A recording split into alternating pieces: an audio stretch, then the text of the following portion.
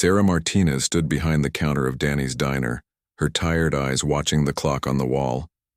It was 7 in the evening, and she had been working since 6 in the morning.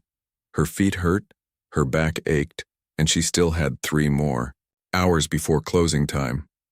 But Sarah never complained. She couldn't afford to lose this job. At 26 years old, Sarah looked older than her age. Working double shifts every day for 3 months straight had taken its toll on her. Dark circles shadowed her brown eyes, and her once bright smile now came with effort. But she pushed through the exhaustion because she had someone depending on her younger brother Tommy. 2 years ago, their world had turned upside down. Their parents died in a terrible car accident on a rainy night, leaving Sarah and 19-year-old Tommy completely alone. Sarah had been studying nursing at the community college, dreaming of helping sick people and making a good life for herself.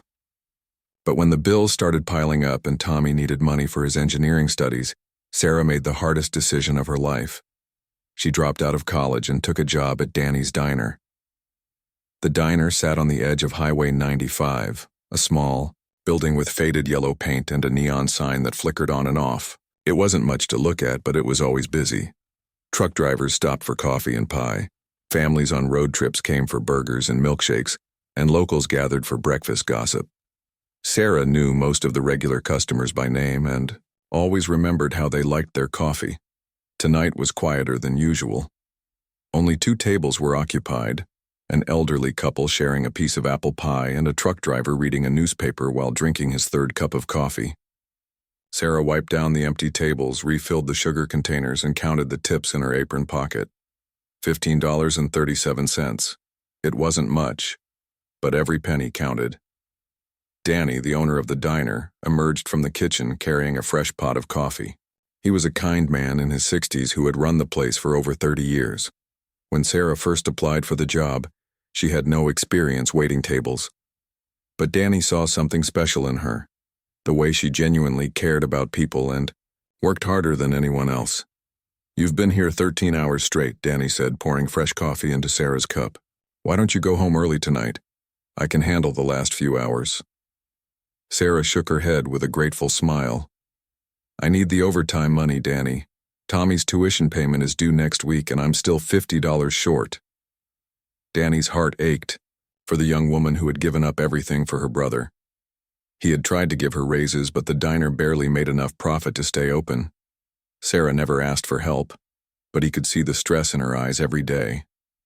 Sarah's phone buzzed with a text message from Tommy. "Sis, got an A on my calculus exam.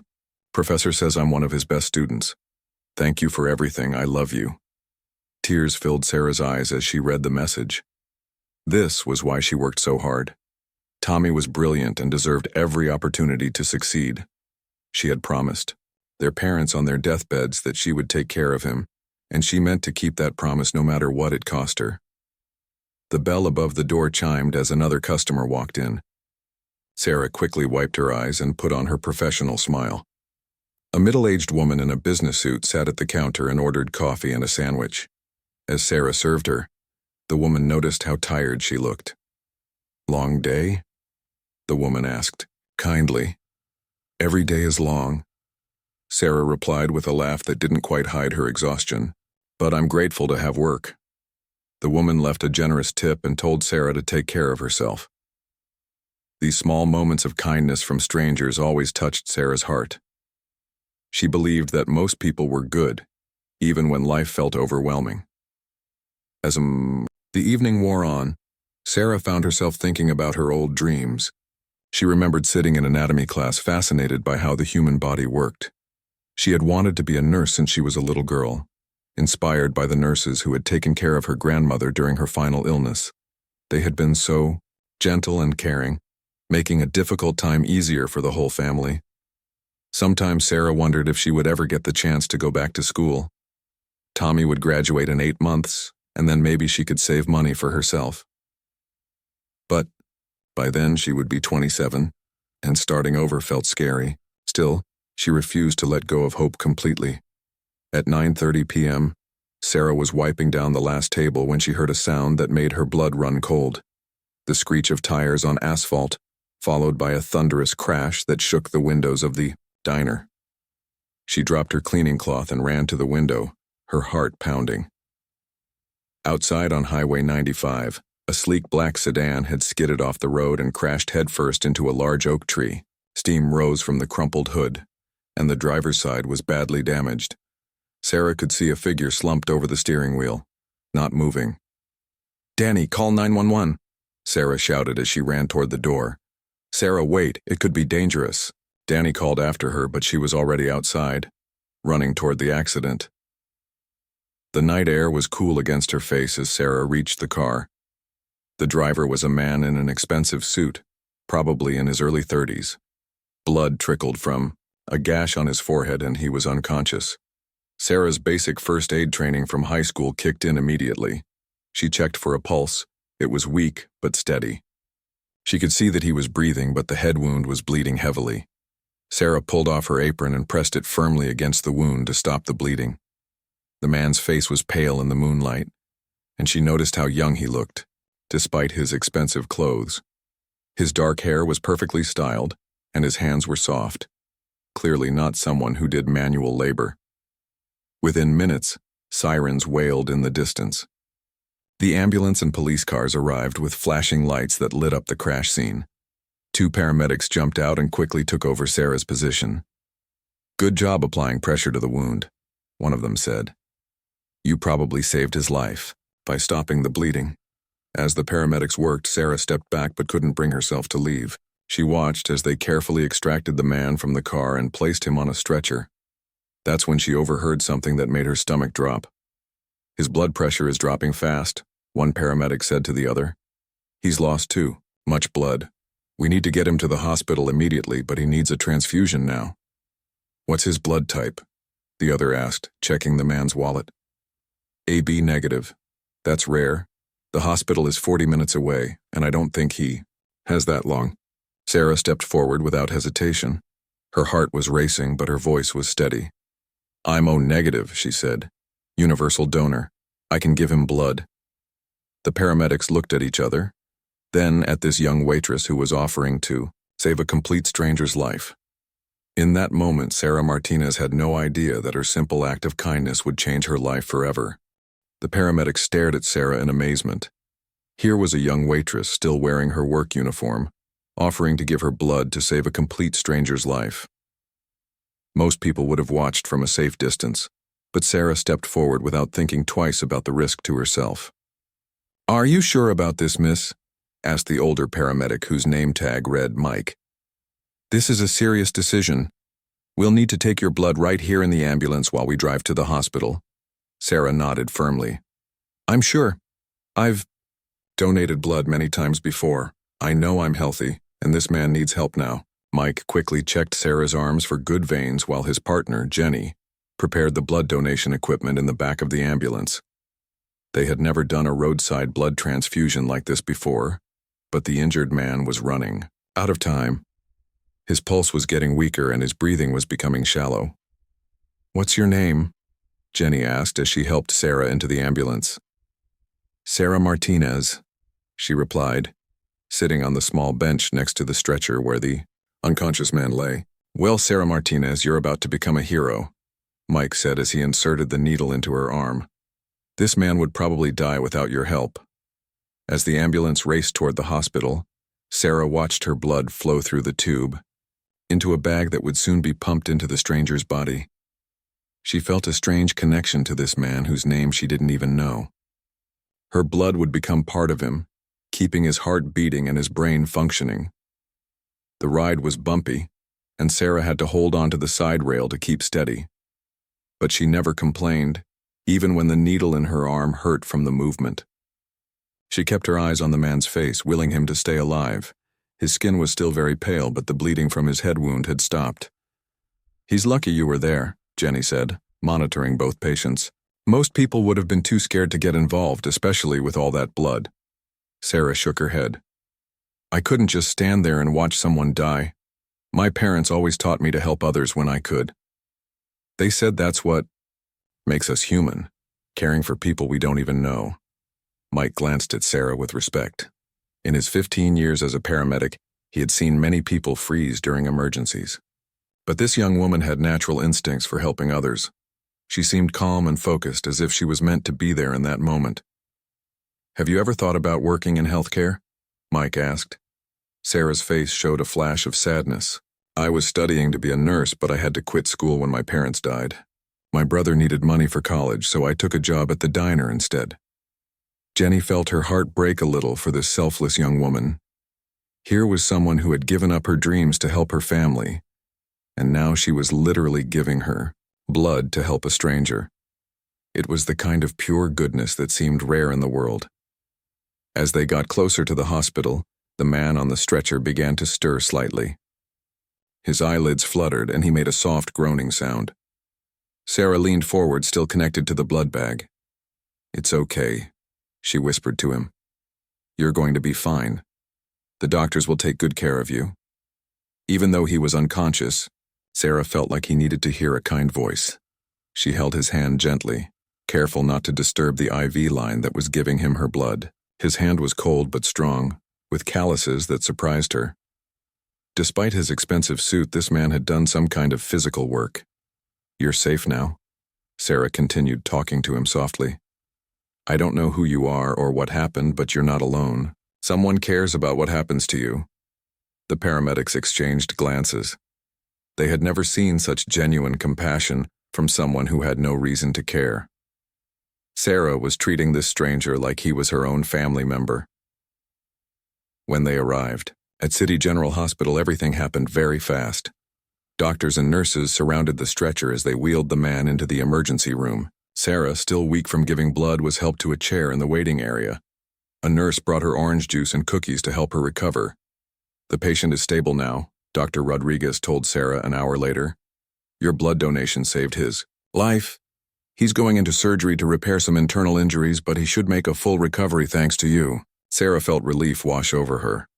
"Can you tell me his name? I'd like to know who he is." Dr. Rodriguez looked uncomfortable. "I'm sorry, but we can't share patient information. What I can tell you is that he's about 30 years old, and he was wearing very expensive clothes. The police found no identification in his car, which is strange." Sarah nodded, understanding the rules about privacy. But she couldn't stop thinking about the mysterious man. Why was he driving alone at night? Why did he have no ID? Where was his family? Over the next few hours, Sarah refused to leave the hospital. She called Danny to explain what had happened, and he told her to take all the time she needed. She also texted Tommy to let him know she would be late getting home. "You don't have to stay," the nurse told Sarah. "He'll be in surgery for several hours." "I want to make sure he's okay," Sarah replied. "He has no family here, no friends. Everyone deserves to have someone care about them." Sarah spent the night in the uncomfortable waiting room chair, dozing off and on. Every time a doctor came out, she hoped for news about the man she had helped save. She bought coffee from the vending machine and shared it with other worried families who were also waiting for news about their loved ones. At dawn, Dr. Rodriguez finally appeared with good news. The surgery went perfectly. He has a concussion and some broken ribs, but no permanent damage. He should wake up sometime today. Sarah smiled with tears in her eyes. "Thank you for saving him." "We couldn't have saved him without you," the doctor replied. "You're the real hero here." But Sarah didn't feel like a hero. She had simply done what felt right in the moment. As she prepared to leave the hospital and return to her life at the diner, she had no idea that the man lying in the recovery room was about to change her world in ways she could never imagine. The mysterious stranger was still unconscious, but his vital signs were strong. Sarah's blood was flowing through his veins, and soon he would wake up with questions about the angel who had saved his life. Sarah returned to Danny's diner the next morning, exhausted but relieved. She had spent the entire night at the hospital, and her body felt weak from giving blood, but her heart felt full knowing that she had helped save someone's life. Danny took one look at her tired face and immediately sent her home to rest. "You're a hero, Sarah," Danny said, putting his hand on her shoulder. "But heroes need sleep too. Go home and don't come back until you feel better." Sarah wanted to argue. She needed the money from her shift, but Danny wouldn't listen. He pressed $50 into her hand and told her it was a bonus for her brave actions. Sarah's eyes filled with tears at his kindness. At home in her small apartment, Sarah tried to sleep but couldn't stop thinking about the mysterious man. She wondered if he had woken up yet, if he was in pain, if anyone had come to visit him. She had left her phone number with the nurses and asked them to call if he needed anything or if his condition changed. Around noon, her phone rang. It was Nurse Patricia from the hospital. "Sarah, I have good news," Patricia said. "The patient woke up about an hour ago. He's doing very well, and the first thing he asked about was the waitress who saved his life. He wants to thank you personally." Sarah's heart jumped with excitement. "That's wonderful. I'll come to the hospital right away." "Actually," Patricia said, sounding puzzled, "there's something strange. He keeps asking for your full name and address, but hospital policy won't let us give him that information. He seems very determined to find you." Sarah found this odd but touching. "What's his name? Can you tell me that much?" There was a pause on the phone. "That's the weird part, Sarah. He still won't tell us his name. He says he'll explain everything when he meets you. The police couldn't find any identification, and his car was registered to a company name that doesn't exist." This mystery made Sarah even more curious. Who was this man, and why was he being so secretive about his identity? She quickly got dressed and drove to the hospital, eager to finally meet the person whose life she had saved. But when Sarah arrived at the hospital an hour later, she received disappointing news. The mysterious man had already left. He checked himself out against medical advice, Dr. Rodriguez explained. "We wanted him to stay for observation, but he insisted on leaving. He was very polite but very firm about it." Sarah felt confused and a little hurt. "Did he leave any message for me?" Nurse Patricia handed her a sealed envelope. "He wrote this for you. He seemed very grateful but also very worried about something. He kept looking out the window like he was expecting someone." Sarah opened the envelope with shaking hands. Inside was a handwritten note on expensive paper. "Dear Sarah, I don't know how to thank you for what you've done. You saved my life without knowing anything about me, and you stayed with me through the night like I was your own family. Your kindness and courage are rare gifts in this world. I'm sorry I had to leave without meeting you properly. There are complicated reasons why I can't reveal my identity right now, but I promise you this. I will find a way to repay your incredible generosity. You deserve so much more than you know. Please don't worry about me. I'm going to be fine because of you, and someday soon, I hope to show you just how much your selfless act meant to me. With deepest gratitude, a friend who owes you everything." Sarah read the note 3 times, feeling more confused than ever. The handwriting was elegant and educated, and the expensive paper suggested the man had money. But why all the mystery? Why couldn't he just tell her his name? "This is so strange," Sarah said to Nurse Patricia. "Do you have any idea who he might be?" Patricia shook her head. "He paid his hospital bill with cash, over $15,000, like it was nothing. His clothes were designer brands and he had an expensive watch, but he acted like he was hiding from someone." Sarah walked back to her car, holding the mysterious note. Part of her felt disappointed that she hadn't gotten to meet him properly, but another part of her felt happy knowing that her blood donation had worked and he was healthy enough to leave the hospital. Over the next few weeks, Sarah tried to return to her normal routine, but she couldn't stop thinking about the mysterious man. She kept the note in her apron pocket and read it during quiet moments at the diner. Danny noticed that she seemed distracted and asked if she was okay. "I just keep wondering about him," Sarah admitted. "Why was he so secretive? And what did he mean about repaying me? I don't want anything from him, I'm just glad he's alive." Danny smiled at her innocent nature. "Some people have complicated lives, Sarah. Maybe he's married and doesn't want his wife to know he was in an accident. Or maybe he's famous and doesn't want media attention." Sarah had never considered these possibilities. She lived such a simple life that the idea of someone having secrets seemed foreign to her. In her world, people were honest and straightforward. If someone helped you, you thanked them and moved on. Meanwhile, Tommy was doing excellent in his engineering classes. He had made the dean's list again and was being recruited by several top companies for internships. Sarah was incredibly proud of him, but the financial pressure was still enormous. Even with her small raise from Danny, she was barely keeping up with Tommy's tuition payments. One evening, while Sarah was serving coffee to a regular customer, a well-dressed woman entered the diner. She looked out of place among the truck drivers and local workers, wearing an expensive business suit and carrying a designer purse. The woman sat at the counter and ordered just coffee, but Sarah noticed that she kept staring at her as if studying her face. Finally, the woman spoke. "Excuse me, are you Sarah Martinez?" Sarah felt her heart skip a beat. "Yes, I am. Do I know you?" The woman smiled mysteriously. "My employer has been looking for you. He asked me to give you this." She handed Sarah another envelope, this one sealed with wax like something from an old movie. Sarah's hands trembled as she took it, wondering if this had something to do with the mysterious man from the accident. "Who is your employer?" Sarah asked, but the woman was already standing up to leave. "He'll explain everything himself," the woman said, placing a $20 bill on the counter for her coffee. "He'll be in touch very soon." As the woman walked out of the diner, Sarah stared at the envelope in her hands. Her life had been so predictable for so long, but now it felt like she was part of some strange story. She had no idea that her simple act of kindness was about to change her world in ways she never could have imagined. Sarah stared at the wax-sealed envelope for the rest of her shift, too nervous to open it. Her hands shook every time she thought about what might be inside.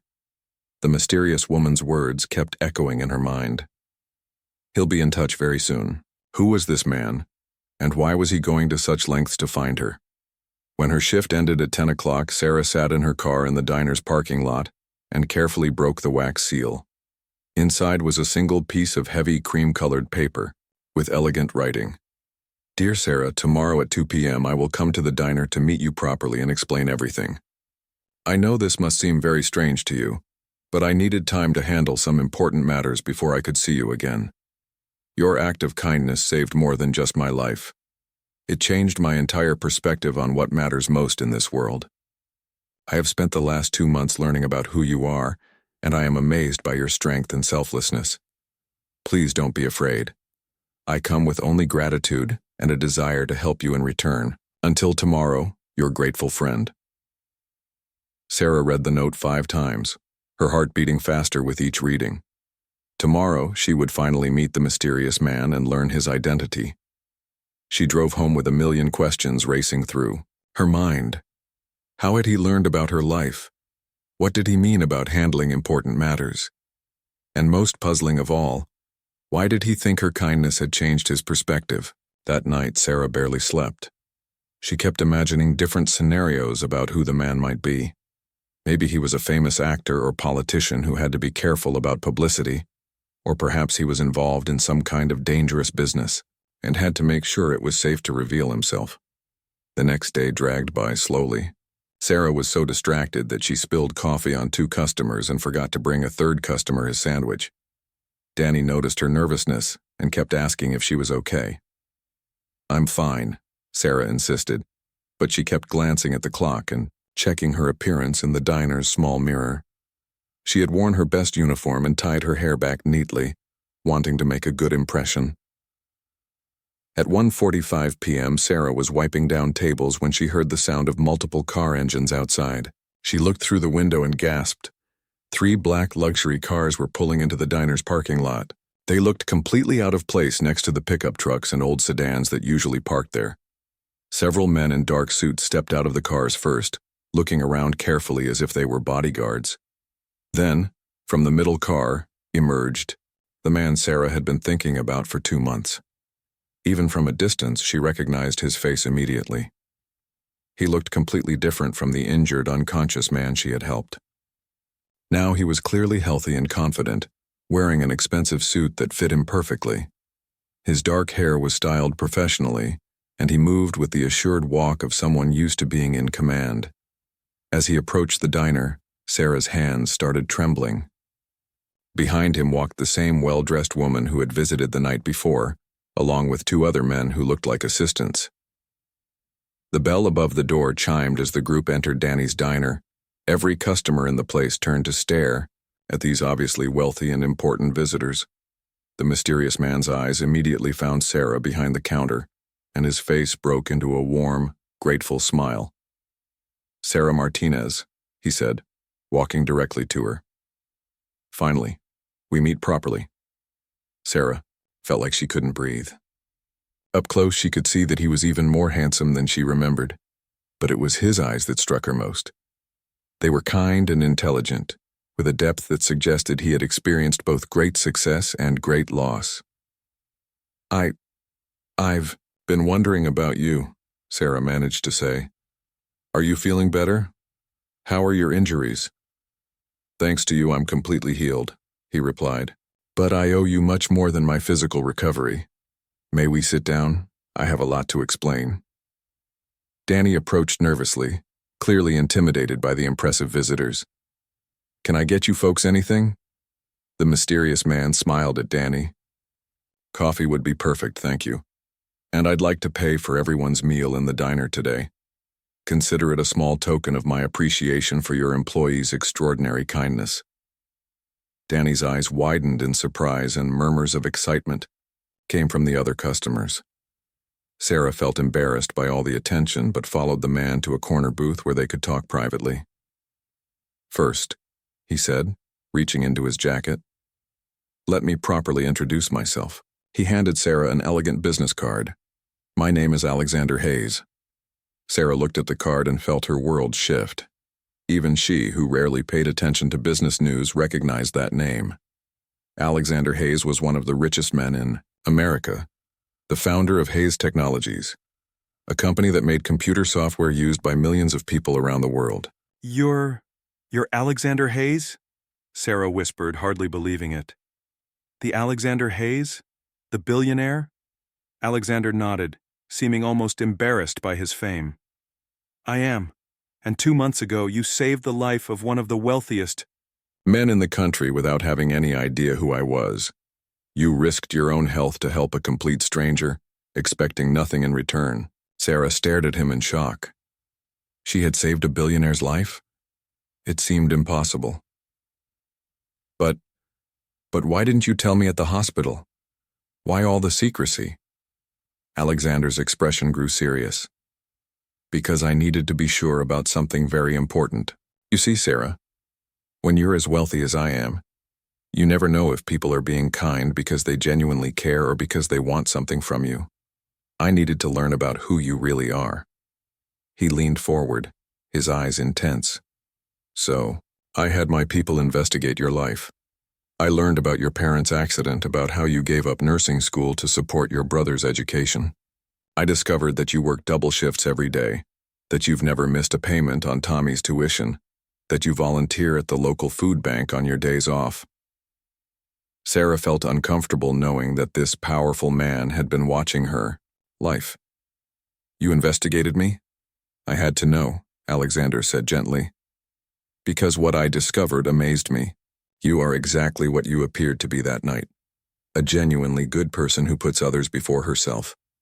In my world, Sarah, that kind of person is incredibly rare." He paused, taking a deep breath. "That night when I was unconscious, bleeding, in that car I was driving away from a board meeting where I had just fired 300 employees to increase company profits. I was thinking about how empty my life had become, how I had everything money could buy but nothing that really mattered." Sarah listened intently, beginning to understand why this meeting was so important to him. "Then I woke up in the hospital and learned that a waitress had saved my life by giving her own blood to a stranger. You had no idea who I was. No expectation of reward, no hope of personal gain.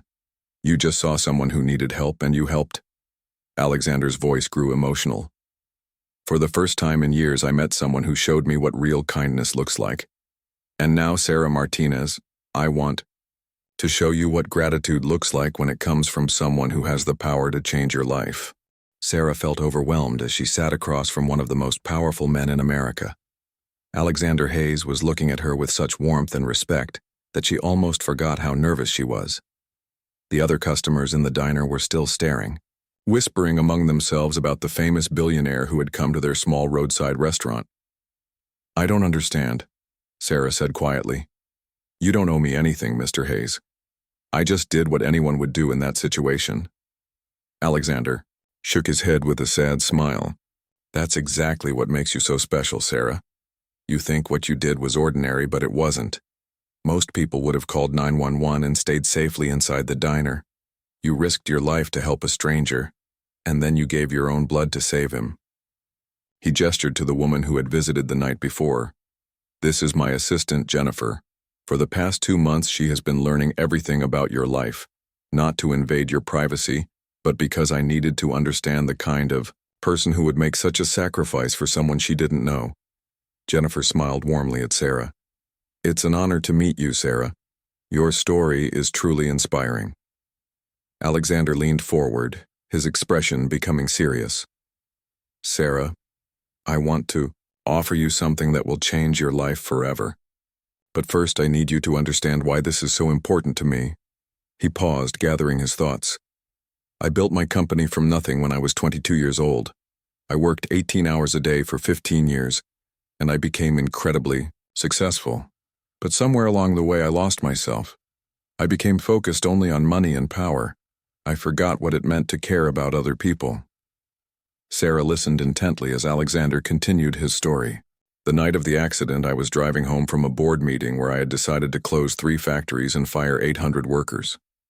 I told myself it was just business, but the truth was I had stopped seeing those people as human beings. They were just numbers on a spreadsheet. Alexander's eyes showed real pain as he spoke. Then I woke up in that hospital, and the nurses told me about you. A young woman who worked 2 jobs to put her brother through college, who had given up her own dreams to help her family, had literally given her blood to save my life. A complete stranger had shown me more kindness in one night than I had shown to anyone in years. Sarah felt tears forming in her eyes. She had never thought about her actions as anything special, but hearing Alexander describe them made her realize how much that night had meant to both of them. That's when I decided to change everything, Alexander said. I canceled the factory closings. I started programs to help my employees, and I began looking for ways to use my wealth to actually help people instead of just making more money. He reached into his jacket and pulled out a thick folder. And, now Sarah Martinez, I want to offer you the opportunity of a lifetime. Sarah's hands trembled as Alexander opened the folder and showed her official-looking documents. First, he said, I want to pay for you to finish your nursing degree. Full tuition, books, living expenses, everything. You can attend the best nursing school in the state, and you'll never have to worry about money while you study. Sarah gasped, hardly believing what she was hearing. Mr. Hayes, I can't accept that. It's too much.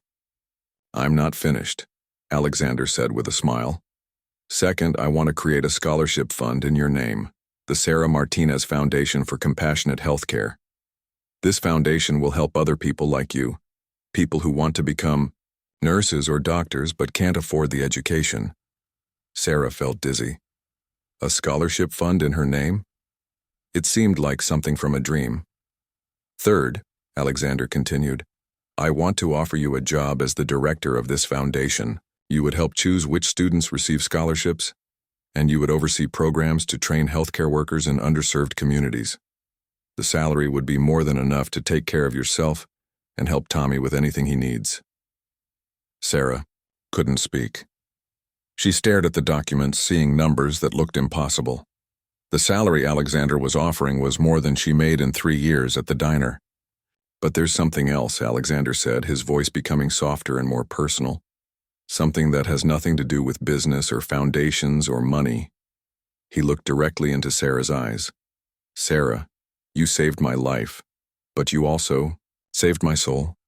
You reminded me what it means to be truly good, truly caring. Over these past 2 months, learning about your life and your character, I have come to realize something incredible. Alexander reached across the table and gently took Sarah's hand. I have fallen in love with who you are. Not just your kindness, that night, but everything about you. Your strength, your selflessness, your genuine care for others. I know this might sound crazy, but I would be honored if you would consider letting me be part of your life. Sarah felt her heart stop.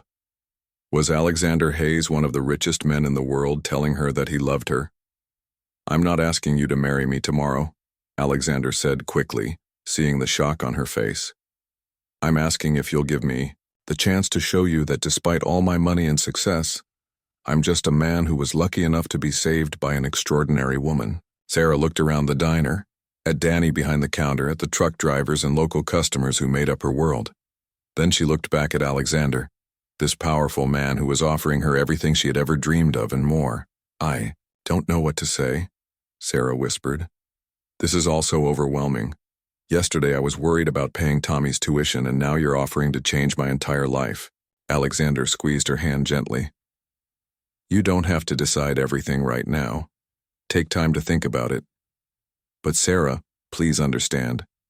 You gave me a second chance at life, and now I want to give you the chance to live the life you deserve."